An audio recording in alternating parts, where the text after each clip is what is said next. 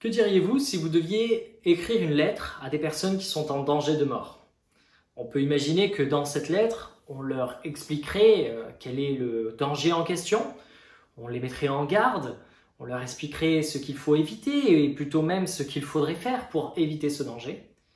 Mais en fin de compte, ce qui se passerait, c'est que ce serait au lecteur de décider s'ils écoutent ou non ce qu'on est en train de leur dire. Je vais prendre lecture de notre passage qui est Hébreux chapitre 3, versets 7 à verset 13. Que voici. C'est pourquoi prenez à cœur ce que dit l'Esprit Saint. Si aujourd'hui vous entendez la voix de Dieu, n'endurcissez pas votre cœur comme vos ancêtres à l'endroit de la contestation au temps de la révolte dans le désert. Oui, en ce jour-là, vos ancêtres ont voulu me forcer la main et ils ont mis ma patience à rude épreuve. Et pourtant, ils avaient vu mes œuvres 40 années durant. Aussi, ma colère s'est-elle enflammée contre les hommes de ce temps-là. Et j'ai dit, sans cesse leur cœur se détourne de moi et s'égare. Ils ne veulent pas connaître les chemins par lesquels je désirais les conduire. Ils ne comprennent rien à mes desseins. C'est pourquoi, dans ma colère, j'ai fait ce serment. Non, jamais ils n'entreront dans mon lieu de repos. Prenez donc bien garde, mes frères, qu'il se trouve parmi vous quelqu'un qui se laisse détacher du Dieu vivant par l'incrédulité de son cœur mauvais. Mieux que cela, exhortez-vous les uns les autres, jour après jour, tant que dure cet aujourd'hui. Encouragez-vous à rester ferme dans la foi afin que personne d'entre vous ne se laisse séduire par le miroitement trompeur du péché et n'endurcisse son cœur contre l'appel de Dieu. Pour comprendre ce passage, il faut se souvenir que dans le passage précédent, l'auteur a parlé de Moïse, en indiquant que Jésus était au-dessus de Moïse. Et c'est à la suite de ce message qu'il va rappeler un événement qui s'est passé du temps de Moïse dans le désert. Pour rappel, Moïse est celui qui a conduit le peuple israélite de l'esclavage des Égyptiens vers le pays promis par Dieu. Seulement, ils n'arriveront jamais à destination, du moins cette génération n'arrivera jamais à destination, puisque par manque de foi, ils ont eu peur d'aller dans un pays où il y avait des ennemis à combattre, ce qui leur semblait insurmontable. Et voilà ce que dit l'auteur, ce en quoi il nous met en garde.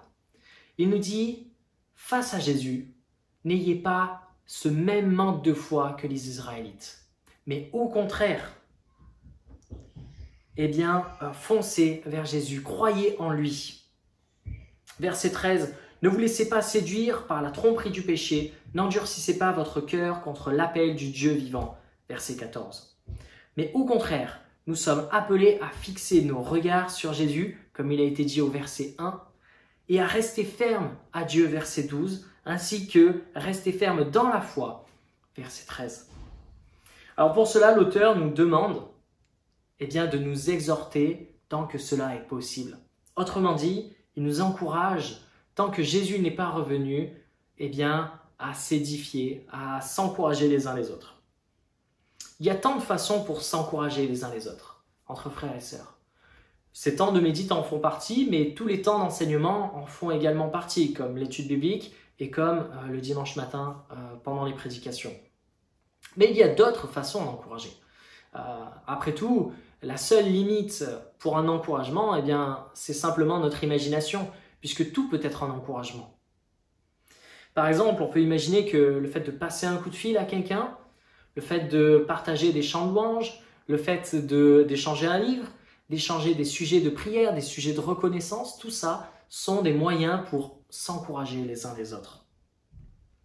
Vous savez, pendant cette crise du coronavirus, j'ai constaté dans notre monde, y compris, ça pouvait aller dans le milieu chrétien, y compris chez moi, un certain égoïsme se développait. Étant donné que nous devions survivre à cette crise, nous sommes parfois repliés sur nous-mêmes.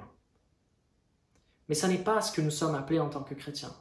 Au contraire, nous sommes appelés plutôt à aller vers les autres, pour partager le message de l'Évangile et ainsi également d'encourager tant que cela est possible.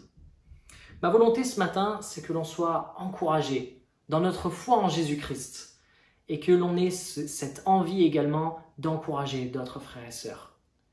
Je vous souhaite une bonne journée, que Dieu vous bénisse. Au revoir.